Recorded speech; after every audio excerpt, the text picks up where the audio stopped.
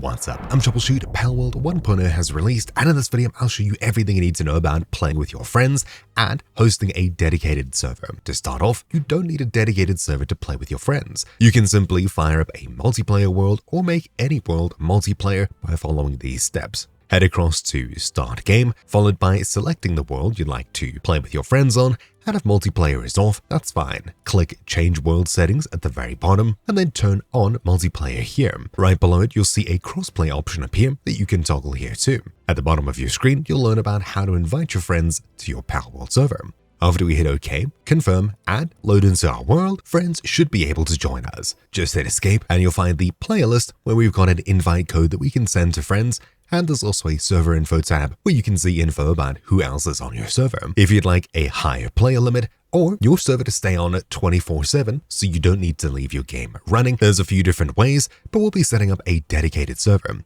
This can appear, if you wish, in the multiplayer game section under community servers once you've fully set it up. You can also host a private server that doesn't appear on this list, and you can join using this direct address at the very bottom. To set up a dedicated server, there's a couple of requirements which you'll find linked down below, and on the official documentation, Deploy a Dedicated Server section, you can download the Palworld Dedicated Server in one of two ways. One, using Steam, simply by searching for Palworld and selecting the Palworld Dedicated Server, or you can use Steam CMD to download it on any computer without needing Palworld installed or even bought on Steam. Once you have, you can just navigate into the folder and run Pal server the same way that clicking Launch over here does as well. If you'd like your server to become a community server, assuming you're using Steam CMD, you'll need to add Public Lobby to the arguments list. On Steam, just click Launch for the dedicated server, and you can choose Community Server here, meaning it should appear on the Community Server list. Obviously though, this means that your PC or the PC hosting a dedicated server needs to be on 24/7 if you want your friends to be able to join at any time. Not to mention, there's some possibly difficult networking things coming up. If you'd like to make life a lot easier, I'd highly recommend checking out this video's sponsor, Apex Hosting. If you're looking for a powerful Minecraft, Palworld, or other game server host, I can't recommend Apex Hosting more. With powerful server hardware, a super easy mod installer, fantastic customer support, and automated backups, you can't go wrong with Apex Hosting. Simply click the first link in the description down below to get started, choose your server configuration, choose order, and make sure that code PAL50 is used for 50% off your first order. Choose a server location, checkout, and in no time, you'll have a powerful Palworld server running 24/7 for you and your friends to hop in and out of. A huge shout out to Apex Hosting for sponsoring this guide. So let's get started and connect to our server. To do so, simply fire up your dedicated server as such, and we can wait for it to start up. Once it has, launch Palworld, head across to Join Multiplayer, and at the very bottom, you'll see this text here. Leave it at the default of 127.0.0.1:8211 and choose Connect. You'll now load into your dedicated server, create your character, and you and your friends are now able to play together. However, of course, we haven't done much customization. To customize your server, head across to where your Palworld server is installed. Right-click the dedicated server, hover over Manage, and choose Browse Local Files. If you downloaded this with Steam CMD, you can just navigate into that folder. Inside of here, we can open default Palworld settings.ini with any text editor, for which even Notepad should work. Inside of this text file, select everything after the first 3 lines, right-click, and choose Copy. Now, inside of your Pal server folder, head into Pal, followed by Saved, Config, and one of a few options, most likely Windows Server, otherwise whatever other folder you have available there. Inside of here, scroll down and open up Palworld settings.ini, and assuming this file's blank, you can paste in what we copied. Inside of here, we can customize our server options, including difficulties, the enabled cross-play platforms, which by default should include everything. We can set an admin password, a server password, change the server name, and even enable Archon if you'd like to remotely control and run commands on your server using other software. I'll find server name, and I'll change default Palworld server to be something like Troubleshoot's server. I'll leave the max player count at 32. I'll set an admin password that's hard to guess inside of quotes. So there you go. And if you wish, you can set a server password here as well. Now we can save this file and finish setting up our server. For this to work properly, we'll need to head back to Steam, locate the Palworld dedicated server, right-click and choose Properties. On the General tab, we'll need to enter some launch options here. In the description down below, you'll find my old text guide for the Steam dedicated server. Simply just scroll down here to this section, preparing to launch your server, and then choose Copy next to this first bar here. These are a few launch options we can paste in here, which if we look through them, starts with server name, which we'll need to set here as well. We can customize the port, max players. Once we close this, we're able to start up our server and our new settings should be applied. Also, on the same page, you'll find start.bat, which is what we can use if you downloaded PAL server using Steam CMD or a different option. By simply downloading this and placing it into our PAL server folder, we're able to launch this up instead if you don't want to launch it through Steam. Once your server's started up, from the main menu, we can join our server once more. I'll use the connect button at the bottom, and just like that, we're back in our server. We can use in chat /admin password, followed by our password we said previously, which for me was this over here. I can paste it in, hit enter, and now we're an admin on the server, allowing us to run commands. But at this point, nobody else is able to join you. It'll just be you and possibly someone sitting next to you. Reason being, Windows does a lot of things to block outside computers accessing local programs through a firewall, and also, more than likely, you'll need to handle port forwarding if your router doesn't have something like UPnP enabled. While it sounds super scary, it's really not, and in most cases you can get it done really easily. Let's start off with the Windows Firewall. Simply scrolling further down on the text guide page, you'll eventually see this colorful section here, which is a couple of commands that very easily allows the Palworld server through your Windows Firewall. Simply choose Copy in the top right, then hit Start, followed by typing in PowerShell. That will be right-clicking and choosing Run as Administrator. Once PowerShell opens up, we can hit Ctrl-V to paste and then hit Enter a few times for Palworld to be allowed through our Windows Firewall. If we type in ipconfig, one word, and hit Enter, we'll see all the different networks we're connected to.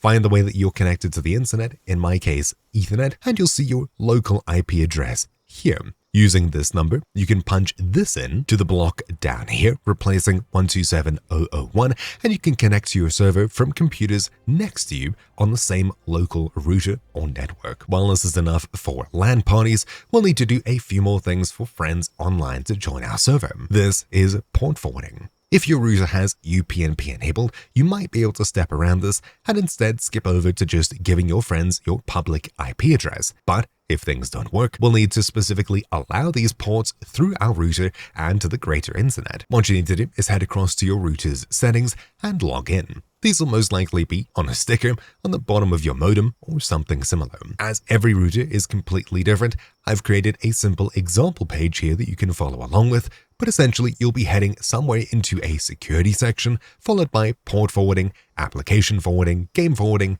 etc. Inside of this screen, you should be able to enter an in and an out port, an external or internal, choose a protocol, and enable it. In this screen, we're able to very easily open up these different ports that I mentioned on the documentation, allowing players over the internet to join our server. Port 8211, 27015, and 16 should be enough. So I'll take the first number, 8211, and I'll enter it wherever required on our router's port forwarding page, usually just once in the in and out section.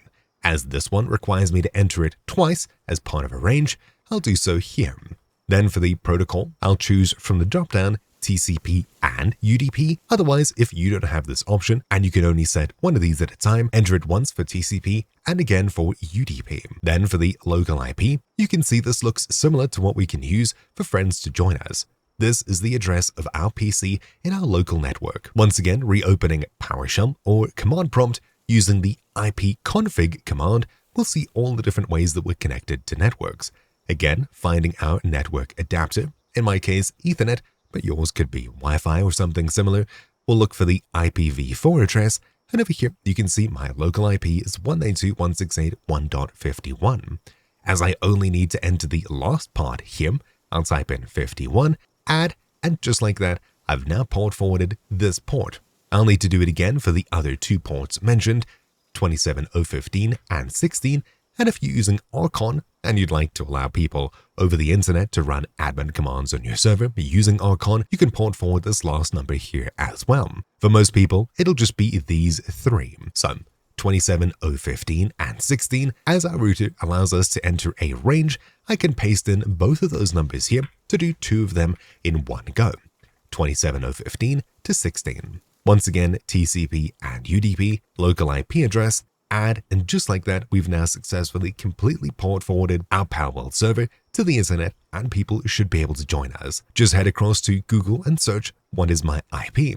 The number that it returns is the one that you can give to your friends, assuming you've enabled it to start up in the community server section. Most likely after a couple of minutes, you should be able to head across to the multiplayer tab under community servers. You'll likely see your server listed here. If you named it something, you can search for it at the very top. And as you can see, searching for troubleshoot, there's 3 existing servers that followed the previous version of my guide, and things are working here well enough. Assuming you aren't able to find your server, you should still be able to join it using the direct IP address link at the very bottom. Now that we've got our server running, how exactly do we migrate a local save onto the server? Well, if you usually host games for your friends, you're able to just copy the save file, bringing your world across, add everyone else's player data except yours. The host gets a unique ID on the server, number 1, and everyone else has their Steam IDs and things like that. So if you were to copy it directly to your server, everyone will be able to continue except for you. In order to convert your local save into one compatible with your server, you need the use of a special tool. Now, there are tons of different tools that can do this to different extents. However, they all require you to download things, install Python, run the script, trust this, trust that. I've actually gone out of my way to create a very simple tool to do this online. You'll find it linked down below. hub.techno.co/games/palworld/converter. On this page, you'll be able to simply just upload your player save data, your world file, enter the new ID, and after converting, bang, that's it. You're able to use your local save on your dedicated server, be it on your PC, on the cloud, etc. There's a detailed instructions list down here, but instead of running through that, we'll do it right now. First of all, the host, i.e. you, in your Palworld should launch up into your save that you want to migrate, move around, maybe put something down, and then quit to save it. You'll also want to at least once start up your dedicated server and join it to generate necessary files. Once you've done this, you're able to now migrate the save. On Windows, hold Start or the Windows key and press R to bring up this Run dialog. Inside of here, type % local app data %, one word, /pal as such. Click OK, and this opens up your local save data for Palworld. Inside of Saved, followed by Save Games, and a folder with a name like your Steam ID or something along those lines. Usually there's only one. You'll find all of your different save games. The reason we loaded in, messed around, and quit is to update the date modified. You can sort by date modified, and the latest one is the world save you'd like to migrate. If we open it up, you should find a level.save as well as a players folder where your player data exists as a bunch of zeros followed by a 1 and your other friends' player data here as well, all with unique random names. These are the 2 files that we need to focus on in order to convert things. First of all, let's copy our friends' player data from our local save onto our dedicated server. First of all, make sure your dedicated server is closed. Once it is, we can navigate to its files and move across our save. On Steam, we can right-click the dedicated server, hover over Manage, and choose Browse Local Files. Inside of here, we can open up the PAL folder, which is right next to PAL Server, and inside of here, followed by Saved and Save Games, then most likely the 0 folder here, there should only be 1, you'll find different save games your server has used. For you, you'll only have 1 folder here, the world and save we generated when we joined our server, walked around, and stopped it. Inside of this folder, you'll see a similar level.save, and inside of the players folder, 1 save, which should be yours, with a bunch of random letters. We've got our local save file that we usually host from, and our dedicated server save file. Let's start migrating. Head across to the next link down below, convert a Palworld local save, scroll down and you'll see this section here. The first file we're asked for is the local player save.sav. Head across to your local save folder, where you usually host the game from, open up players, and inside of here, we'll be dragging out this save file, a bunch of zeros followed by a 1, and we can drop it right here to select it. Otherwise, you can click Browse and select it that way. Then the next file we're asked for is the level.save. So we'll head back a folder, and we've got level.save here. Again, our local one that we usually host from. Drag it across, And there we go. Now with our local folder on the left, on the right side, I've opened up our server save folder here. Open up players, and what we're looking for is the only file in here to copy its name. So I'll right-click, rename, copy this except for .sav if you have that enabled, and we'll be pasting it into this block on the far right here. Then choose I have a backup and convert your files. After you've saved the 2 files your browser gives you, we'll be placing these on the left, and on the right again is our server folder. What we'll do is we'll copy our new long-named file, our player data, into our server folder and replace the file that exists there. Just like that, we've moved across our local save data for our player onto the server, and the next time we connect, we should have all of our items. Head back a folder where we've got level.save, and we'll be moving our local one onto the server here and replacing where, just like that, we've now copied across the world player leveling data, our structures, pals, etc. across into our server. Now the next time we start up our server, everything should have been migrated across. Of course, if you're uploading to the cloud, you'll just send across these 2 files, etc. The process is exactly the same. If I head across to Steam and launch up my dedicated server once more, once it eventually starts up just like that, you're able to just join a multiplayer game, connect to your server as before, and you should see in the terminal that you connect. And as you would have hoped, we're right over here in the, new 1.0 area with everything brought across, including my levels, inventory, etc. And we can continue playing as usual, now just on an actual server that we're hosting on our PC or elsewhere. But yeah, that's it. Hopefully you found this video useful, and especially the conversion tool that I created. Of course, there are probably going to be issues with the website, so do make sure to join my Discord, linked down below if you come across any issues, and send me your local single-player/multiplayer saves, being the world and player save file, so I can have a look at them and hopefully fix up the Palworld level converter. But yeah, besides that, hopefully you found this video useful. Thank you all for watching, enjoy Palworld with your friends, and I'll see you all next time. Ciao.